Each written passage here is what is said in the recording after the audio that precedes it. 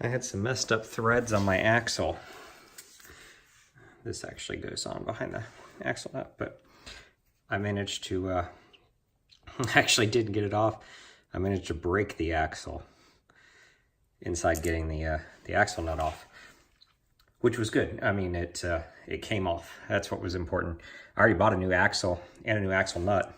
Actually, I have to keep that. I didn't buy a new washer. The axle was like $5 and the nut was $3, maybe. I don't know. I'm just glad it came off. Took a hell of a breaker bar. Can't believe I didn't break my ratchet. I was using the impact socket on the other side. I actually have a bigger ratchet I should have been using. The not the little 3/8 inch drive. I've got a 1/2 inch drive one. But anyway, amazingly, as strong as that is, I still managed to snap it. But that's what it took to get it off. So I want to see what it takes to replace an axle. Hopefully it's pretty easy. Get this tire off the ground, and we'll see what happens. I got a bunch of other parts too that were busted. Honda parts are so cheap that I went ahead and just bought a whole set. Actually, since I'm taking off the tire, I bought a new chain, which was like $15. And I bought a new master link, just in case I break the old one getting it off. And front 15 tooth and the rear sprockets, just because I've already got the tire off. So again, that stuff was so cheap. The sprocket, the most expensive was the rear sprocket, which was like $23, and mine was showing a little wear. There's 5,000 miles on the bike. Not a lot of wear, but enough that, you know, I'm gonna take it off. What's $20 on a bike that you pay a lot more than that for? I actually got a deal because all this junk was broken. But anyway, yeah, you can break an axle nut. All right, so I sheared that nut off. I was kind of hoping it would just come off, but things break. It's all right. Like I said, I had a new one, so I knew the threads were messed up, so it was gonna be trouble getting it off. Used a heck of a breaker bar on both sides. Get it? Impact sockets. I do not have a motorcycle jack, but I do have these ramps. So I've built a system to get this tire off so I can change the sprocket and everything. What I've got the motorcycle sitting on, and it seems to balance on that, is the exhaust hanger on the right-hand side. It seems to be a pretty strong upward force point. And on the other side, again, I haven't looked in the manual to see if this is the right thing to do, but on the other side, it's the kickstand spot. Those two should be able to hold the weight of the bike without any trouble. Bike's only, what, 200 pounds? And there's force on the front tires, so not a problem. Those ramps have held up my truck, so everything should be good. Now I can get that tire off, get the axle out. The only concern now with taking it off, I'm gonna take the chain off before I remove it, just so it doesn't dangle on it, but I've got a new chain I'm putting on too. It says caliper. That's the biggest problem. I'm gonna take that off, try to hang it up here on the rails or something, or fashion a way to hang it from that. Just gonna kind of make this up as I go, but yeah, definitely have to find a way to get this tire off the ground. So glad I came up with that. My first idea was to use jack stands and a board, but I couldn't get the bike up high enough and lift it over it. The ramp let me kind of scoot it up. I'm not the strongest of guys, so that worked. Step one is probably to get this chain off. I ran around until I found the master link. I've got the bike in neutral right now, and I'll lift it up on a pair of ramps. So what it looks like is this is just a slotted thing, and it looks like if I pop it that direction, my light went out in the garage here. I'm gonna take a screwdriver, pop it that direction. It's slotted here on the top and empty on the bottom. So that should pop up, and I should be able to push it through and get the chain right off. Well, that was super easy. I just took a, let's get into the light a little bit. I just took a flathead screwdriver, put it down there and hit it with my palm, and it pops this little piece right off, which is awesome. That's the one with the little slot in the open end. And now, can I turn the light on this thing? Nope.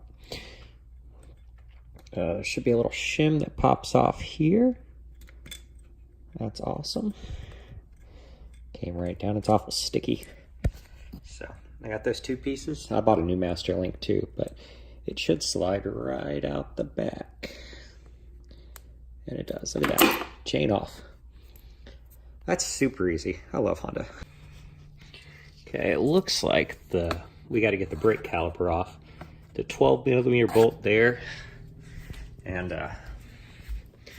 12mm wire nut here that I think holds it on.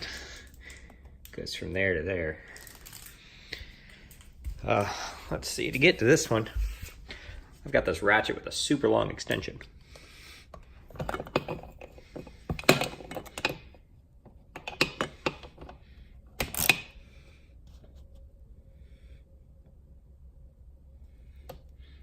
There we go. Okay, so I'm just extending through. I'm over here right above the swing arm. So use that to get it off. I'll just use an open end wrench to get the other end off. Should be pretty easy. Okay, this one from the back side was just a nut. It looked like a bolt head, but it's actually a nut so the bolt sticks through. If you don't have a super long extension like this is probably 8 inches. Good luck. I'm not sure the best way to get in there, but that worked well for me. So now I'm gonna try to take off this this other piece here, and you can get to that with just a box wrench. And then the whole thing should slide off the rotor, and I'll be able to hang it up on the swing arm and finally get my tire off. Those are the 2 things stopping me, was the chain and the brake caliper. I'm gonna try to eliminate that section of video that I just did. Once you take off the chain, you can just, pull the axle out. I didn't realize that the axle guard, axle bracket here, caliper bracket was actually run through the axle and not mounted in some way to something else that didn't spin. So you can just pull the rotor right out of the brake pad and let the wheel drop down. I took the caliper off before I did that, and now I've just reconnected it to the caliper bracket. I didn't have to do that, so skip that section of video. Do not take off your caliper unless you feel like it. It's no good reason. Just leave it on the bracket and hang it up somewhere where you're not putting too much pressure on this brake line here. Okay, the reason we did all this, that axle pulled straight out. It dropped the tire this way. If this guy, your spacer, falls out, it goes here by this bearing. Put the side that looks like it's had, a bearing running across it in that rubber boot hole there. It'll pop right in. That's going to have pressure back on it. The reason we did this is my axle actually broke. So there's that. It's got a lot of grease on it. I'll have to look that up. I've got a grease gun. I may apply a little grease to the new one, just to make sure it spins nice inside that bearing. Well, the bearing should spin it, so it really doesn't need to. It's not supposed to spin. It's supposed to stay still. The bearing's supposed to spin. Probably came off the bearing. I don't know. I'll look it up, see if I'm supposed to put a light coat of grease, but not sure. I'll let you know later. Anyway, since I've already got the tire off, I'm going to replace that sprocket. They don't look too worn. Get a good view of them here. They don't look too worn, but for the $20 I think a sprocket was, I already had to take off the axle. So I figured I might as well do that in the front one. So walk through that. All right, I'm gonna put this new sprocket on. I might put the wheel, try to wind the wheel back up. Might save that for tomorrow, but got my new axle nut. I've got a front sprocket too, I'm gonna do, but I haven't done that yet. Your rear sprocket. These are the 4 bolts, or nuts. When you put them back on, there's a little lock washer on the top and a flat side on the bottom. Flat side goes down. I just hit the ratchet with my palm and tried to hold it still. I put my knee on the edge of the tire. Did that. Eventually they broke free, and then this thing just, literally pops up there. So super easy like everything else. All right, new sprocket. In case you forget, the stamped text side goes to the outside. I don't know what these need to be torqued down to. I'm just gonna, again, hit them with my hand, make sure they're tight. But yeah, new one looks pretty good. It was, if I look at the tooth difference, pretty significantly worn in my opinion. Hard to tell. In here, some of them worse than others. That chain was too tight to begin with, but yeah, worth 20 bucks. These are 14mm, by the way, and I'm tightening them in a crisscross pattern. That one, That one and then that one. Pretty much everything in the world. You want to tighten down evenly on all sides. I'm just getting them hand tight, and then I'll go back in the same pattern and super tighten them down. I just want to make sure this thing seats as it's supposed to. That took surprisingly little effort to line up. Don't lose your spacer on this side. Don't forget you've got a washer on each side. Get that caliper back on, probably the hardest part. Well, maybe not the hardest, you got to line everything up, but get those brake pads back on the rotor. I adjusted both chain adjusters all the way out so I could move the tire freely up and down, get it realigned. But yeah, I went in there, again, spacer on this side of the shaft. Can you get in there? Yeah, that guy. If it fell out, you're in trouble. Remember to put the washer here. I had to reuse the washers. I didn't buy new ones, so I put them on. I can put my new nut on the other side. I'll tighten it down tomorrow and do a chain adjustment because I have to do the front sprocket and then try to put the chain on. So I got to take off this chain shield and a bunch of other junk. But yeah, surprisingly easy. Used one hand to hold up the tire, the other one with my palm, pop it in. Just kept lining it up. When I got the tire hanging there, put the brake caliper back on, caliper bracket, shoved it down there towards where it needed to be, make sure that spacer was lined up, and then just wiggled it and got it in. Hardest part was getting through this last chain adjuster, and I just kept wiggling until I got it in there, and hopefully didn't mess up any threads, because that's what was messed up last time. So we're good. New axle and new 34 tooth sprocket, same one that came off of it. I'm excited I don't have to grind any links off this chain, and I should be able to set it up the way I need to. It is just, you know, an inch shorter than the old one. It means the old one probably wasn't stretched much, but I think it sat for a long time, so it had some links that were real rough. I bought a new master link. Funny enough, I paid for one in a package, but the chain comes with one. So if you buy an official Honda DID chain, there's the part number. It comes with a master link, so the $3 I spent on one's kind of useless, but you know, it's not even worth sending back. My front sprocket, there's that part number. And if you want it, here's the official rear sprocket. I did put that axle on last time I talked to you. That's been a few days. I've been busy. I'm gonna pull it back off. I said this one was grease. I've got some lithium grease I'm gonna take and put on that other one. I don't think you need it, but just so it doesn't stick to the inner races of the bearing. I'd rather not have to hammer it out at any time in the future. So I'm gonna pull it back out and grease it. And then that's the last thing I need to do in the back before I get the chain on and do the wheel adjustments. So I'm guessing to change the front, I take off this guy and this cover here, and then I should just be able to get to the front sprocket. I guess I'll find out. Record, as you imagine, with some grease, it goes in even better than before. And since I've already got some skill in holding it up with one hand and lining it up, I grab the tire either by the rim or on the bottom, kind of hug the bike and push in the other side and give the tire a wiggle and you can push it through. It took me maybe a minute and a half from that last video to pop off this nut. It's not tightened down because I don't have chain on yet, so I got to do some adjusting. So I've just hand tightened this just with my fingers. Pop this off, yank it through, hold this stuff down, lower it gently, get the caliper off there as you're going. Sling the caliper up, either up here or over the swing arm. I then lubed the axle, shoved it back through, held the tire up. Again, make sure that you've got your washer, spacer, everything set up. This may come apart. The pressure actually holds it together. I don't think there's any sort of latch. There's just some spacers in there and the bearings. Spacer on this side, caliper bracket, another washer, and then your axle nut. Gotta slide through these guys. These are your adjusters for your chain setup and wheel alignment. Maybe 90 seconds. Took me longer to just explain it now than it did to actually do it. 14, 12. Yeah, I got this top one half, maybe, you know, a full turn out, and realized that this cover can come off easily without it, so I'm not going to take this off. We need to go to tighten this down though. It spins on the other side, so grab it back here and you can tighten that down. It's just a rod that goes all the way through, no big deal. But I'm going to leave that on there. I don't think there's any reason I have to take it off. I should be able to get the chain working here. I'm going to take this cover off, this plastic cover off, and this guy. but I don't see any good reason that has to come off. Okay, so now I've decided not to remove that. I've got an 8mm deep well socket here that grabs those two, 8mm. This chain cover comes off with a screw here, then a screw down here.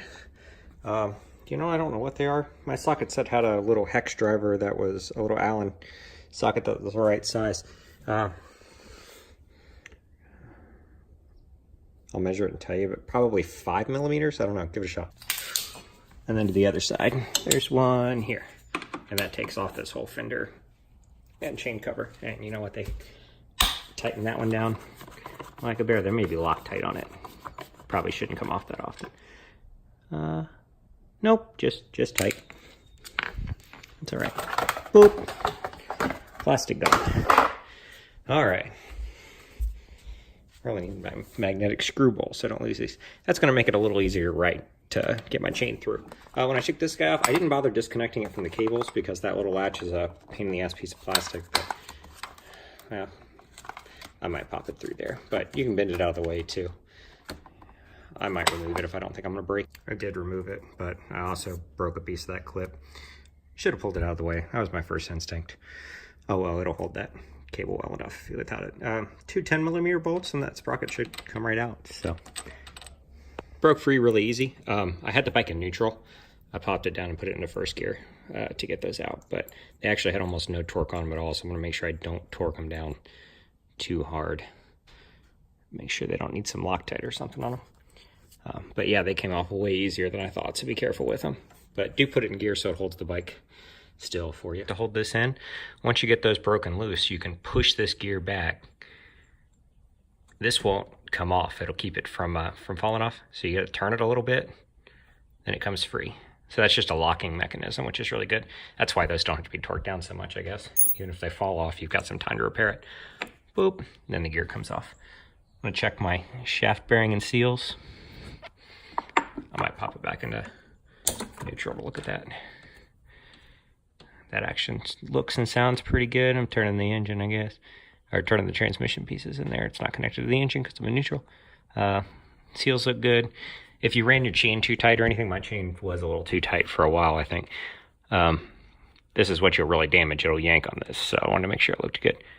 Everything seems nice. I'm gonna put it back together. This one where the marks were, but the writing goes on the outside. So make sure you put it on that direction. Mine say K26 15 tooth. And my wear really wasn't all that bad. I probably didn't have to replace any of this stuff, but oh well, I did. Chain, I got it all. I held it up in my hands and sprayed chain wax on it just to get it good and waxed on the. I'll spray it again after I run it for a minute to get the sprockets waxed too. But I wanted it. I sprayed the front, back, inside, outside, anything I could with that chain wax to get it good and looped. I've run it through. I've got it as tight as I can. I put it bike in neutral. Got as tight as I can between these two pieces. So we want to run it on that chain roller, I think. I don't want too much stuff there. We'll adjust that tightness with the moving the wheel back and forth. Actually, I'm gonna do it with the wheel. There we go. With the wheel forward a little bit. And if I have to jump that chain as I'm pulling back, I will. But to hold the tire up forward, as long as you hold it up all the way, it's really easy to get that master link in. It's right here. Put it on the back side, that's how it came. But yeah, I slid it in this first one, this first hole first. And then I pulled the second piece of the chain up and lashed it through while holding the tire forward with my foot. Really wasn't bad. Okay, I'm actually really glad that I bought an extra master link. I went to put this one in and couldn't get the spacer over top of it. And to look and figure out why, see where it's at with my eyeballs before I try to do it with the camera. There's a manufacturing defect in mine. You see that bit of metal that's basically welded in there? It's a flake that's stuck on the inside of it. And that made this spacer not go over top. It also made it near impossible to pull it back out of the chain. I had to use a pair of pliers and a screwdriver to pry it off. I'm glad it didn't hurt the chain any, but yeah, maybe check yours before you put it in. That's a stupid problem to have, but luckily, I mean, I could put on the old one. There was nothing wrong with the old one, but I've got a brand new one that I bought accidentally because I didn't know the chain would come with one. So check that out if you have Such a weird problem. All right, that was much easier. I had to use, here's the part number. So I had to use my extra that I didn't mean to order, Master Link. I can't believe that. I may try to return it now just because that one's defective. I'll put it back in that bag and return it. I don't know how much the shipping is, but they sent me a bad part. Actually, DID did. That was the one that came in the chain. The Honda genuine one, which is also made by DID. It should have been the same part, but they need to watch that more. So I put it in the back. I actually did it here near the sprocket, or on the underneath the sprocket, and then span it around. I put DID where I could see it, and it was facing it. I guess it doesn't matter if you put it upside down or not, but might as well be able to read it. And then put the lock back on. I grabbed the end with a screwdriver, tilted the chain with my hand, and just gave it a push, and it popped in there. A lot of people told me in the past, other chains on bikes, to put it facing the direction of movement, which is going to be this way, obviously, but the one I took off was the factory input one. I knew because it was painted pink, and it was this way. So if that's the way the factory puts it on, that's the way I'm going to reassemble it. But yeah, all done. Now just needs to be reassembled and do a chain adjustment. And I've replaced the front and the rear sprocket, the chain, and the axle. And if you call the reason I did this is my axle actually was threads were busted up, so I could never get the axle out. And I think you have to do that to get the new brake pads in if you ever want to change the brakes. So I needed a new axle, so I thought, why not do all this other stuff? The sprockets looked kind of worn to me, but I'd never seen new sprockets, so they don't look too bad now that I've taken them off. But this total job cost me I've already got hair all over my chain. I have a dirty garage. Total job cost me 20, 35, 40, 50, maybe 50 bucks, shipping included. I bought a bunch of other stuff too. For later, I bought like 6 oil changes worth of stuff, a couple gaskets for the right side of the crankcase, and the oil spinner in case I ever break those doing an oil change. I just filled up my shopping cart with anything I thought I might need later to save on shipping. But anyway, that's how easy that job is. I won't show you reassembly, and I've shown chain adjustment I think in another video, but free plays there. Put the tire on the ground before you do that. You want some pressure on that shock. It's going to bend out a little bit. Actually, if you can put a body on it, a little bit of weight doesn't hurt. And just get it where the chain's got enough looseness. My other chain had a really, you can see it's kinked a little bit, or well, maybe you can't see it. I can see it's kinked a little bit there in that region. It had a hard spot that made it drive really bad and noisy and rough because it didn't bend, so it got really tight when that spot tried to go around the sprocket. I didn't like that, so that was another reason I decided to replace the chain when I got it. This one hopefully sounds better, so I'll give it a run. Throw it again in case you want to see it. Chain adjustment. I tightened those guys down a little bit till they didn't have any free play. With the tire all the way up. My chain adjusters, I didn't want them just dangling. So then I took it off the ramps, put some pressure on it, and then a quarter turn at a time. Well, I got the chain roughly till it hit, about struck the top of there. I had a little more slack than it needed to. Then I went in about a quarter turn at a time on each side. I made sure that they started out perfectly lined up with tick marks. It was actually the big tick mark that was one back. Both sides were lined up. Then I went in a quarter turn at a time on each side till I got 1 3/4 or 1 3/8 inch free play, about 35 millimeters. Then I moved the whole bike to make sure that was still true at another position. It was. So now I'm going to tighten down the axle. What you want to do is, I put a screwdriver in here. Some people use rags. Put it in and move the bike forward till it's in there. That gets rid of all slack. It's going to keep your stuff from moving here. So I tightened down this 10 millimeter nut just with my fingers. 14 millimeters on this side. I believe it's 17 on the other. I can't remember now. No, 19. I think it was 19 now. Anyway, 19 on that side. So I'm going to tighten it down, and I'm going to do it. I tighten it on the 14 millimeter side and just hold the 19 millimeters still. The reason I do that is sometimes when I try to do it the other way, it would like move the chain adjuster out. And I don't want that. I want to fight it the other way. So anyway, once that's tight, I believe it's 44 foot-pounds. Don't over tighten that. And then after you tighten those to 44 foot-pounds, tighten that 10 millimeter down just so that it doesn't back off, and good to go. Then I'm gonna run it for a minute and then re-wax my chain, and hopefully I'll be done with maintenance on this and ready to go for the spring.